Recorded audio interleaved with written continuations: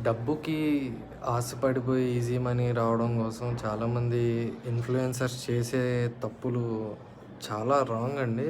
సొసైటీలో లేకపోతే a middle class vehicle person car కొనుక్కున్నవాడు వాళ్ళ వల్ల వాళ్ళ మాటలు విని కారు కోల్పోయే సిచ్యువేషన్ వస్తది. ఎందుకంటే ఈ లాంగ్ డ్రైవర్స్‌కి, సెల్ఫ్ డ్రైవర్స్‌కి చాలా వాళ్ళు డబ్బులు తీసుకొని ఈ ఇవి ఇలాంటివి ఎంకరేజ్ చేస్తున్నారు. దయచేసి అలాంటివి చేయకండి.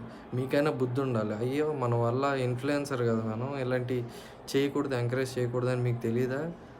ఆ! వేరే విధంగా సంపాదించుకోవచ్చు కదా! గడ్డి తింటున్నారా?